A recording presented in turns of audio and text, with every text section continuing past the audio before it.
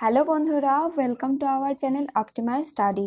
তো বন্ধুরা, আজকের এই ভিডিওতে আমরা জানবো যে আমাদের ইন্ডিয়ান কনস্টিটিউশনে ওমেনদেরকে কী কী পাওয়ার দেওয়া হয়েছে, তাদের কী কী ক্ষমতা রয়েছে সংবিধানের আন্ডারে, সেগুলো সম্বন্ধে, বিভিন্ন অ্যাক্টসের সম্বন্ধে, তারপর বিভিন্ন স্কিম সেন্ট্রাল গভর্নমেন্ট এবং স্টেট গভর্নমেন্ট উভয় পক্ষ থেকে কী কী স্কিম প্রণয়ন করা হয়েছে সেগুলো সম্বন্ধে জানবো, অ্যামেন্ডমেন্টস কিছু, এবং তারপর রয়েছে কিছু স্পেশাল ইনিশিয়েটিভ ওমেনদেরকে এম্পাওয়ার করার জন্য। তো বন্ধুরা, এখানে যা কিছু নেওয়া হয়েছে সবটাই মেয়েদের বিভিন্ন ইস্যুর উপরেই ফোকাস করে নেওয়া হয়েছে। ওমেনদের রিলেটেড যা যা জিনিস রয়েছে সেগুলোই শুধু নেওয়া হয়েছে। তো আমরা শুধুমাত্র ইম্পর্টেন্ট পয়েন্টগুলোই নিয়েছি। আশা করছি আপনাদেরকে ভিডিওটা হেল্প করবে। আর যদি আজকে ভিডিওটা ভালো লাগে তাহলে অবশ্যই লাইক করবে, বন্ধুদের মধ্যে শেয়ার করবে এবং আমাদের চ্যানেলটিকে অবশ্যই সাবস্ক্রাইব করবে। তো চলো বন্ধুরা, দেখে নিচ্ছি আজকের ভিডিও। ফার্স্ট হচ্ছে ওমেন এম্পাওয়ারমেন্ট কি। ওমেন এম্পাওয়ারমেন্ট বলতে কি বোঝায়? তো এটার আনসারটা হচ্ছে women having autonomy and right to self determine to represent and act according to their wishes. ওমেনদের সেই স্বাধীনতা এবং অধিকার থাকবে যে তারা নিজেদের মতো করে নিজেকে রিপ্রেজেন্ট করতে পারবে এবং তারা যেরকম ডিসিশন নেবে সেই হিসাবে কিন্তু কাজ করতে পারবে। তো এটা যদি থাকে তাহলে সেটাকে ওমেন এম্পাওয়ারমেন্ট বলা হয়। এরপর ড্রেসে বলা হয়েছে যে empowerment means women must exercise full participation in decision making process in all walks of life. তো জীবনের প্রতি ক্ষেত্রে মেয়েরা ফুললি পার্টিসিপেট করবে, কি তাদের যে ডিসিশন মেকিং প্রসেসটা হবে, যে কোনো একটা ব্যাপারে ডিসিশন নেওয়া হবে, সেখানে কিন্তু মেয়েরা প্রতিটা ক্ষেত্রেই ফুলভাবে পার্টিসিপেট করবে। এবং তারপরে কি বলা হয়েছে, and fully participating with main, পুরুষদের সঙ্গে কিন্তু ফুললি পার্টিসিপেট করবে কি কি ক্ষেত্রে, in finding equitable and practical solutions two issues in family and in society. তো পরিবার এবং সোসাইটিতে যদি কোনো প্রবলেম আসে, সেক্ষেত্রে ইকুইটেবল এবং প্র্যাকটিক্যাল সলিউশন খোঁজার ক্ষেত্রে পুরুষদের সঙ্গে কিন্তু মহিলারাও সমানভাবে পার্টিসিপেট করবে। তো এটা হচ্ছে এম্পাওয়ারমেন্ট, মানে ওমেন এম্পাওয়ারমেন্টের একটা ডিটেল এক্সপ্লানেশন। তো নেক্সট যাচ্ছি। তো নেক্সট হচ্ছে way to achieve women empowerment. তো কীভাবে ওমেন এম্পাওয়ারমেন্ট অ্যাচিভ করা সম্ভব, বা নারীর ক্ষমতায়ন কী কী উপায়ে অ্যাচিভ করা সম্ভব। ফার্স্ট হচ্ছে providing minimum needs like nutrition, health, sanitation, housing. তো এগুলো হচ্ছে বেসিক নিডস। একটা লোককে বেঁচে থাকার জন্য যে মিনিমাম নিডসটা লাগে সেটা হচ্ছে নিউট্রিশন। মহিলাদের হেলথের উপরে কিন্তু সেরকম একটা জোর কখনো দেওয়া হয় না। বিভিন্ন পরিবারেই কিন্তু মেয়েদের হেলথের উপরে খুব একটা ফোকাস দেওয়া হয় না। তো সেই নিউট্রিশনটা প্রোভাইড করা, তাদের স্বাস্থ্যের দিকে ধ্যান দেওয়া, পরিষ্কার পরিচ্ছন্নতা এবং হাউজিং, মানে বাড়িঘরের ব্যাপার। তো এগুলো মিনিমাম নিডস এদেরকে প্রোভাইড করতে হবে। এরপরে হচ্ছে change in women's mobility and social interaction. তো মেয়েদের যে চলাফেরার ক্ষেত্রে যে সুবিধা, এখন অনেক সময় বলা হয় যে মেয়েদের একা বেরোনো উচিত নয় বা বাইরে যাওয়া উচিত নয়। তো সেই জায়গাটায় চেঞ্জ নিয়ে আসতে হবে। এবং সোশ্যাল ইন্টারেকশন, একটা সমাজের মধ্যে তার কথাবার্তা বলা বা তার মতামতের উপস্থাপন করা, সেই ক্ষেত্রে কিন্তু চেঞ্জ আনতে হবে। নেক্সট হচ্ছে providing education that builds a self image and self confidence among them and develops their ability to think. ছবি তৈরি করতে পারে, নিজের একটা ক্যারেক্টার উপস্থাপন করতে পারে এবং তাদের মধ্যে সেলফ কনফিডেন্স আসে। তাদেরকে যে বিভিন্ন ক্ষেত্রে ডিসিশন নিতে হবে সেটার যেন একটা যোগ্যতা তাদের মধ্যে তৈরি হয়, সেই কারণে তাদেরকে এডুকেশন প্রোভাইড করতে হবে। নেক্সট হচ্ছে changes in women's control over resources decision making. তো সম্পত্তির ক্ষেত্রে যে মানে মহিলাদের যে কন্ট্রোল, সেটাকে কিন্তু চেঞ্জ করতে হবে। এখন অনেক ক্ষেত্রেই কিন্তু রিসোর্সের ক্ষেত্রে ওমেনদের সেরকম কোনো কন্ট্রোল থাকে না, সেই জায়গাটাকে কিন্তু চেঞ্জ করতে হবে এবং ডিসিশন মেকিংয়ের জায়গাটাকে চেঞ্জ করতে হবে। এরপরে হচ্ছে promoting self employment through credits and training. সেজন্য নিজেই কিছু কাজ করতে পারে, সেজন্য তাকে কিছু ট্রেনিং দেওয়া দরকার, তাকে কিছু পয়সা করে দেওয়া দরকার, যাতে সে নিজেই নিজের মতো করে কাজ করতে পারে। নেক্সট হচ্ছে also the society should change the mentality of ward women and encouraging women to develop herself. তো আমাদের সোসাইটিতে ওমেনদের সম্বন্ধে কিন্তু একটা ভুল ধারণা থাকে। কথায় কথায় বলা হয় মেয়েদের এটা করা উচিত নয়, মেয়েদের সেটা করা উচিত নয়। তো সেই মেন্টালিটিটাকে চেঞ্জ করতে হবে এবং মহিলাদেরকে সাহস যোগাতে হবে যাতে তারা নিজেদেরকে ডেভেলপ করতে পারে। তো বন্ধুরা, পিএসসি তরফ থেকে বলা হয়নি যে নাম্বার ডিভিশনটা কেমন হবে, ব্রড আসবে না শর্ট আসবে, এটা কিন্তু বলা যাচ্ছে না। তো সেই জন্য আমরা সব রকমের ভাবেই নিয়েছি যাতে এই ভিডিওটা তোমাদেরকে হেল্প করে, শর্ট বা ব্রড যেটাই আসুক না কেন সেটা অ্যাটেন্ড করার ক্ষেত্রে যেন হেল্প করে। তো এগুলো একটু দেখে রাখবেন যে কী করে ওমেন এম্পাওয়ারমেন্ট অ্যাচিভ করা যায়। নেক্সট যাচ্ছি। এরপরে আমরা ঢুকে যাচ্ছি কিছু কনস্টিটিউশনাল রাইটের ক্ষেত্রে, কি কি রাইট দেওয়া হয়েছে ওমেনদেরকে কনস্টিটিউশনে। তো এখানে কিছু জেনারেল আর্টিকেলও রয়েছে এবং সেগুলো ওমেনদের পার্সপেক্টিভ থেকে কীভাবে ইম্পর্টেন্ট আমি সেটাও বলে দেবো। তো আর্টিকেল 14 হচ্ছে ইকুয়ালিটি বিফোর ল। তো আর্টিকেল 14-এ বলা হয়েছে যে আইন সবার জন্য সমান এবং স্টেট কাউকেই ডিনাই করতে পারবে না, সেটা যে সেক্সেরই হোক, সেটা মেন হোক বা ওমেন হোক, স্টেট কিন্তু ডিনাই করতে পারবে না ইকুয়ালিটিটাকে, এবং ইকুয়াল প্রোটেকশন সবাইকেই দিতে হবে। এরপরে হচ্ছে আর্টিকেল 15 হচ্ছে prohibition of discrimination on grounds of religion, race, caste, sex আর প্লেস অফ বার্থ। তো কাউকেই স্টেট ডিসক্রিমিনেট করতে পারবে না, মানে কারোর সঙ্গে বৈষম্যমূলক আচরণ করতে পারবে না তার ধর্ম, জাতি, তার কাস্ট কি অথবা তার সেক্স কি এবং প্লেস অফ বার্থ। তো মহিলা এবং পুরুষ সবাইকেই কিন্তু সমান রকমের রাইট এখানে দেওয়া হয়েছে। এরপরে আর্টিকেল 15(3) হচ্ছে the state to make any special provision in favour of women and children. তো এটা কিন্তু খুব ইম্পর্টেন্ট হচ্ছে আর্টিকেল 15(3). তো আর্টিকেল 15-এর মধ্যে অনেক কয়েকটা প্রভিশন রয়েছে, সেগুলোর মধ্যে আরও অনেক কিছু আছে, তার মধ্যে আর্টিকেল 15(3)টা খুব ইম্পর্টেন্ট। এখানে কি বলা হয়েছে যে স্টেট বলতে হচ্ছে সরকার, কেন্দ্রীয় সরকার বা রাজ্য সরকার, state to make any special provision. তো মহিলাদের এবং বাচ্চাদের ফেভারে রাজ্য বা সরকার যে কোনো ধরনের স্পেশাল প্রভিশন তৈরি করতে পারে, মানে তাদের স্টেট কিন্তু যে কোনো ধরনের আইন তৈরি করতে পারে। তো এক্ষেত্রে একটা সুবিধা দেওয়া হয়েছে ওমেনদেরকে এবং চিলড্রেনদেরকে, যেহেতু তারা বিভিন্ন ক্ষেত্রে পিছিয়ে থাকে তাই তাদেরকে এম্পাওয়ার করার জন্য এই আর্টিকেলটা নেওয়া। এরপরে হচ্ছে আর্টিকেল 16 কি বলে, equality of opportunity in matters of public employment. তো সরকারি যে চাকরিগুলো হবে সেক্ষেত্রে কিন্তু সবার ইকুয়াল অপরচুনিটি থাকবে, সেখানে কোনো মানে নারী পুরুষ ধর্ম জাতি সব কিছুর ভেদাভেদ ভুলে সমান অপরচুনিটি থাকবে। আর্টিকেল 16(1) হচ্ছে there shall be equality of opportunity for all citizens in matters relating to employment or appointment to any office under the state. তো সরকারের আন্ডারে যে অফিসগুলো রয়েছে সেক্ষেত্রে কিন্তু দেশের যে কোনো নাগরিককে সমান অধিকার দেওয়া হবে চাকরির ক্ষেত্রে, কাউকে কিন্তু বাধা দেওয়া যাবে না। এরপরে হচ্ছে আর্টিকেল 19-এর 1-এর হচ্ছে states that all citizens shall have the right two freedom of speech and expression.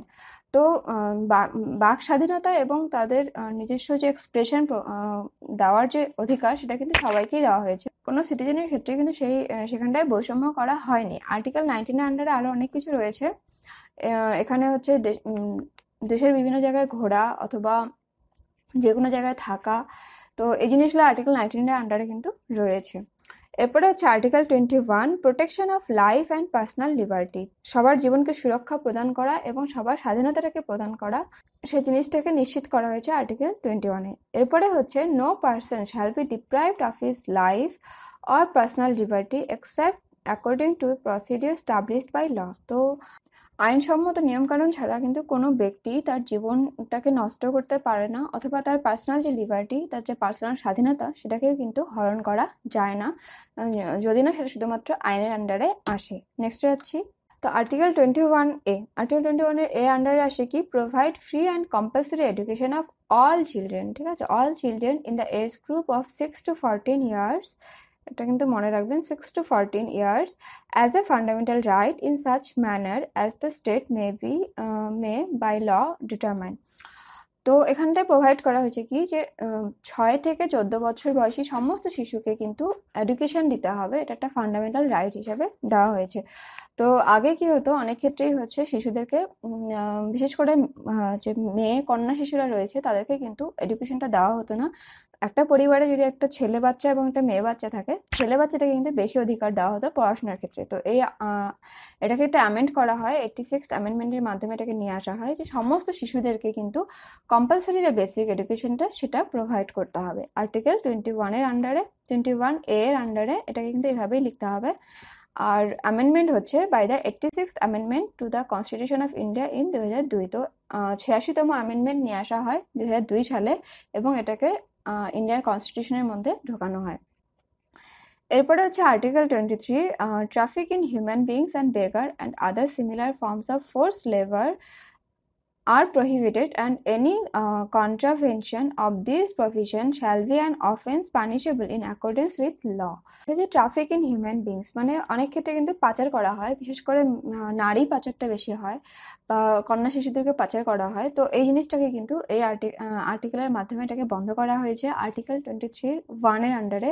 এবং হচ্ছে বেগার, যেটা মানে হচ্ছে কোনো পারিশ্রমিক না দিয়ে কাজ করানো অথবা সে ধরনের কোনো মানে জোর করে যে কাজটা করিয়ে নেওয়া হয়, সেগুলোকে কিন্তু এই আর্টিকেল আন্ডারে প্রহিবিটেড করা হয়েছে। এবং এর অ্যাগেনস্টে গিয়ে যদি কোনো কাজ করা হয় তাহলে কিন্তু লয়ের আন্ডারে তাকে শাস্তি দেওয়া হতে পারে। এরপরে 2 নম্বরটা হচ্ছে যে nothing in this article shall prevent the state from imposing compulsory service for public purposes. তো পাবলিক পারপাস যেমন ধরুন বিভিন্ন পাস বলে টিকাকরণ করা হয় অথবা এ ধরনের বিভিন্ন যে কাজগুলো করা হয় সেগুলোকে করার থেকে কিন্তু এই আর্টিকেলটা বাধা দিচ্ছে না। সেক্ষেত্রে কিন্তু স্টেট এই কাজগুলো করতে পারে। ঠিক আছে, নেক্সটে যাচ্ছি। আর্টিকেল 24 হচ্ছে prohibition of employment of children in factories etcetera. তো আর্টিকেল 24 এর আন্ডারে হচ্ছে কি কোনো শিশুকে ফ্যাক্টরিতে কাজ করার ক্ষেত্রে মানে বাধা দেওয়া হচ্ছে। এরপরে বলা হয়েছে যে no child below the age of 14 years shall be employed to work in any factory or mine or engaged in any other hazardous employment. তো কোনো শিশুকেই যার বয়স হচ্ছে 14 বছরের নিচে তাকে কিন্তু কোথাও কোনো ফ্যাক্টরিতে অথবা কোনো মাইন মানে কোনো খনিতে অথবা কোনো যেটা এমন কোনো কাজ যেটাতে তার জীবনে ঝুঁকি আসতে পারে সে ধরনের কিন্তু কোনো কাজে তাকে নিয়োগ করা যাবে না। এটা হচ্ছে আর্টিকেল 24 এর আন্ডারে। তো বন্ধুরা এখানটায় কিছু কিছু রয়েছে যেগুলো হচ্ছে জেনারেল পারপাস থেকেও ইম্পর্টেন্ট, মানে আপনাদেরকে যে কোনো জিকে পার্ট থেকে যে কোনোভাবে কোশ্চেন করতে পারে, এবং ওমেন এম্পাওয়ারমেন্টের টপিক থেকেও ইম্পর্টেন্ট। এরপরে আমরা ঢুকে যাচ্ছি directive principles of state policy. তো directive principles of state policy হচ্ছে পার্ট 4, আমাদের কনস্টিটিউশনের পার্ট 4-এ রয়েছে directive principles of state policy সম্বন্ধে, এবং আর্টিকেল কভার করছে হচ্ছে 36 থেকে 51। তো এটা কিন্তু মনে রাখবেন, এটা বিভিন্ন পরীক্ষায় আসে, খুবই ইম্পর্টেন্ট।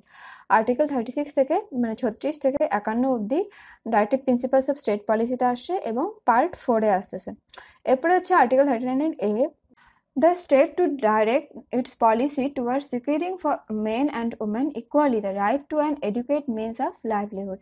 তো জীবন ধারণের ক্ষেত্রে একটা যথেষ্ট পরিমাণে ইনকাম যাতে সবাই পায়, মানে পুরুষ এবং মহিলারা সমানভাবে পায়, সেদিকেই কিন্তু স্টেটকে বিভিন্ন পলিসি নির্ধারণ করা উচিত।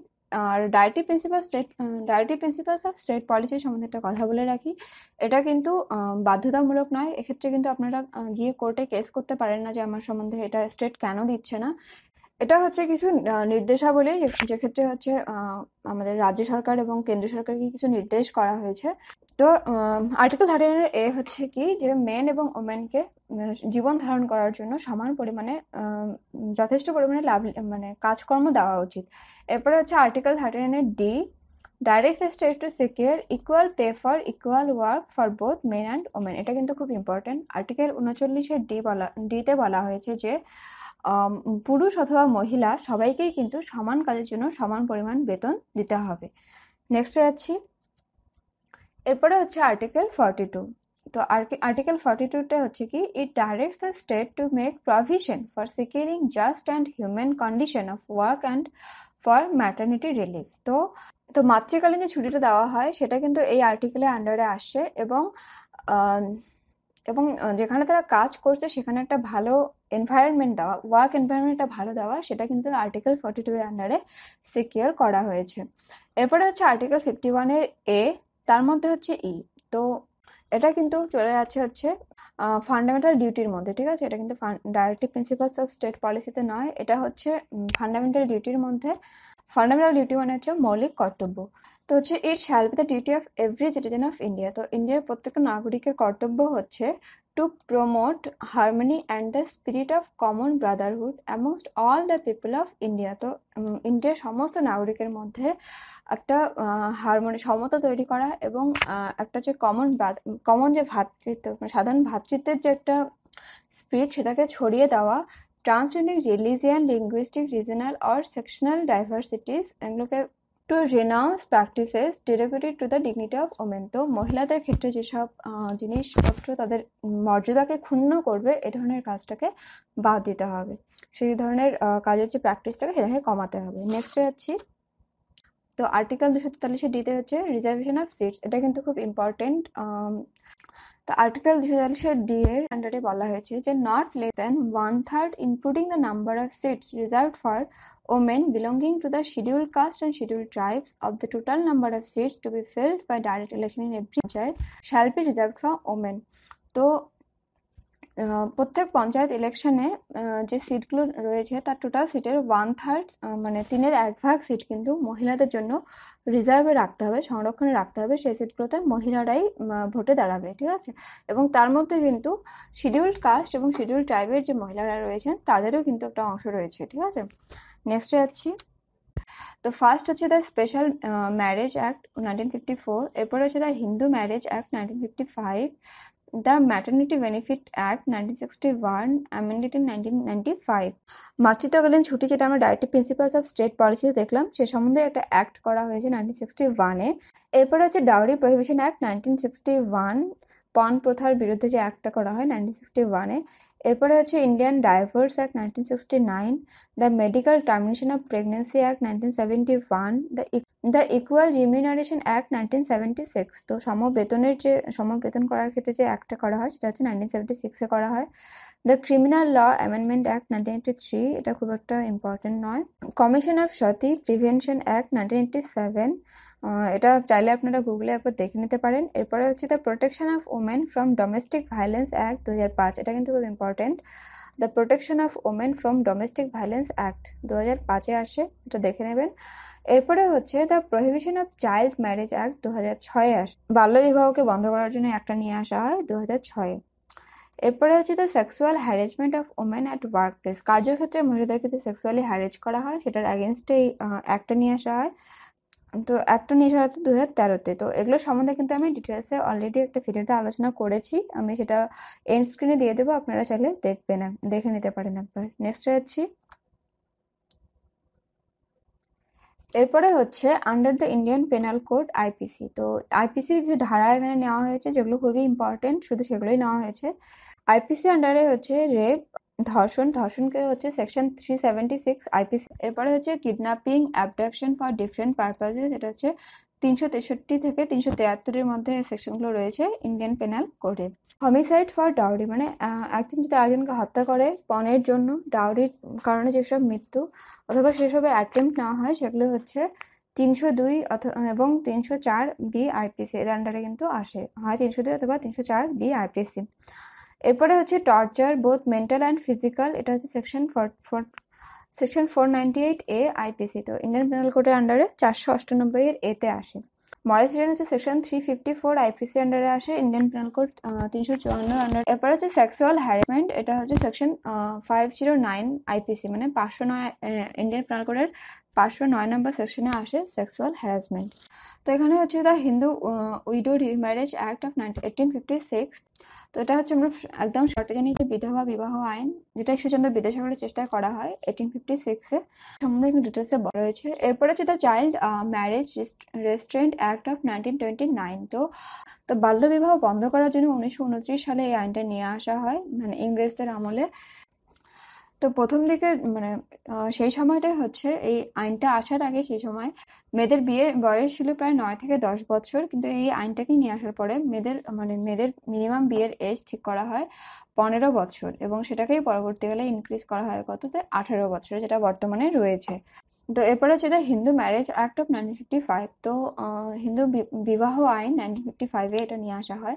তো এক্ষেত্রে মেয়েদেরকে এবং ছেলেদেরকে উভয়কেই সমান রাইট দেওয়া হয় বিয়ে এবং ডিভোর্সের ডিসিশনের ক্ষেত্রে। তো আগে কিন্তু বিয়ে হয়ে গেলে ওমেনদের ক্ষেত্রে আর সম্ভব ছিল না যে হাজবেন্ডদেরকে ডাইভোর্স দেওয়া। তো সেক্ষেত্রে এই অ্যাক্টটা আসার পরে মেয়েরা এবং পুরুষেরা উভয়ই সমান অধিকার পায় বিবাহ এবং ডাইভোর্সের ক্ষেত্রে। এরপর হচ্ছে কিছু স্পেশাল ইনিশিয়েটিভস ফর ওমেন। তো ওমেনদের জন্য কিছু স্পেশাল যে ইনিশিয়েটিভগুলো না আছে সেগুলোর সঙ্গে দেখবো। তো ফার্স্ট হচ্ছে ন্যাশনাল কমিশন ফর ওমেন। তো এটাকে তৈরি করা হয় জানুয়ারি 1992 খ্রিস্টাব্দে। এটা কিন্তু মনে রাখবেন, জানুয়ারি 1992-এ। আর এটা একটা স্ট্যাটিউটরি বডি, এটা কিন্তু কনস্টিটিউশনাল নয়, পরবর্তীকালে এটাকে তৈরি করা হয়। তো এখানে বলা হয়েছে যে specific mandate to study and monitor all matters relating to the constitutional and legal সেফগার্ডস provided for women. তো ওমেনদের রিলেটেড, মানে নারীদের সম্পর্কিত যত কিছু রয়েছে কনস্টিটিউশনাল মানে সাংবিধানিক এবং লিগাল যে বিভিন্ন সেফগার্ড রয়েছে সেগুলোর সম্বন্ধে স্টাডি করা, রিভিউ করা, দ্য এক্সিস্টিং লেজিসলেশন মানে বর্তমানে যে লগুলো চলছে, যে অ্যাক্টগুলো চলছে সেগুলোর সম্বন্ধে রিভিউ করবে এবং কি সাজেস্ট করবে বিভিন্ন অ্যামেন্ডমেন্টস যেটা যেখানটায় নেসেসারি। তো তারা কি করছে যে মহিলাদের সম্পর্কিত যা যা জিনিসপত্র রয়েছে সংবিধানের ক্ষেত্রেই হোক বা বিভিন্ন আইনের ক্ষেত্রে হোক, সেগুলোকে স্টাডি করছে, সেগুলোকে রিভিউ করছে, যেগুলো বর্তমানে যে আইনগুলো চলছে এবং সেটা কোন ক্ষেত্রে উপযোগী নয় বা কোন ক্ষেত্রে কোনটা অ্যামেন্ড করা জরুরি সেগুলোকে তারা কিন্তু সাজেস্ট করে। নেক্সট হচ্ছে reservation for women in local self government. তো মহিলাদেরকে লোকাল সেলফ গভর্নমেন্ট মানে পঞ্চায়েতি সিস্টেম অথবা মিউনিসিপ্যালিটির ক্ষেত্রে যে মহিলাদেরকে রিজার্ভেশন দেওয়া হয় সেটাকে কি করা হয়, the 73rd constitutional amendment acts passed in 1992 by parliament ensure 1/3 of the total seats for women in all elected offices in local bodies whether in rural areas or urban areas। এখানে একটা amendment করা হয় 73rd amendment, যেটাকে আমরা পঞ্চায়েতি system হিসেবে জানি। 1992 সিস্টেমে এটাকে করা হয়। তো এই অ্যামেন্ডমেন্টে বলা হয় যে টোটাল যে সিটটা থাকবে তার 1/3 অংশ মানে 1/3 অংশ কিন্তু মহিলাদেরকে দেওয়া হবে। সেই সিটগুলোতে মহিলারা ভোটে দাঁড়াবেন।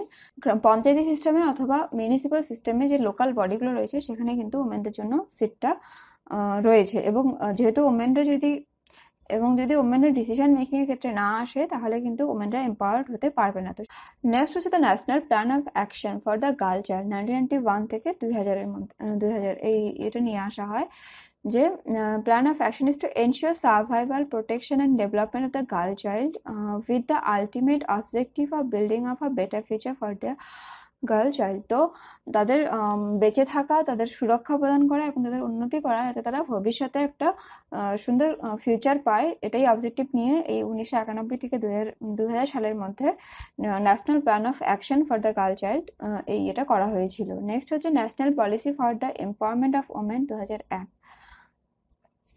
তো ন্যাশনাল পলিসি গ্রহণ করা হয় যে, এবং এই পলিসিটার গোলটা কি ছিল, of this policy is to bring about the advancement, development and empowerment of in socio-economic and political cultural aspects। তো আর্থ সামাজিক ক্ষেত্র এবং রাজনৈতিক এবং যে কালচারাল অ্যাসপেক্টসগুলো রয়েছে সেগুলোর ক্ষেত্রে তাদেরকে এম্পাওয়ার করা by creating in them awareness on various issues in relation to their empowerment. তো তাদের এম্পাওয়ারমেন্ট রিলেটেড বিভিন্ন ইস্যুর ক্ষেত্রে তাদের মধ্যে সচেতনতা তৈরি করা।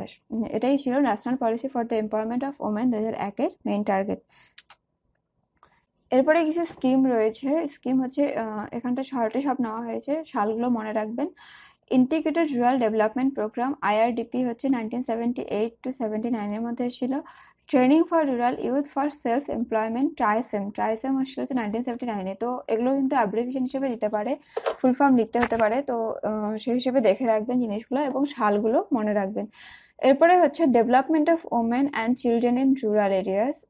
তো তারপরে হচ্ছে নির্ভয়া ফান্ড 2013। নির্ভয়া ফান্ডটা কি করবে, যে বিভিন্ন পয়সা করে থাকবে যেগুলো হচ্ছে বিভিন্ন গভর্নমেন্টের ইনিশিয়েটিভকে এবং এনজিওর কাজকে সাপোর্ট করবে, যাতে তারা ওমেনদের সেফটির জন্য এবং তাদের ডিগনিটির জন্য কাজ করতে পারে। এরপরে হচ্ছে বেটি বাঁচাও বেটি পড়াও যোজনা 2015। তো এখানটায় কিন্তু স্কিমগুলো সম্বন্ধে খুব একটা ডিটেলসে বলা হয়নি, কেন কি আমাদের অলরেডি ভিডিও রয়েছে কেন্দ্রীয় সরকারের বিভিন্ন স্কিমের উপরে, রাজ্য সরকারের বিভিন্ন স্কিমের উপরে এবং বর্তমানে যে স্কিমগুলো নতুন এসছে সেগুলোর সম্বন্ধেও।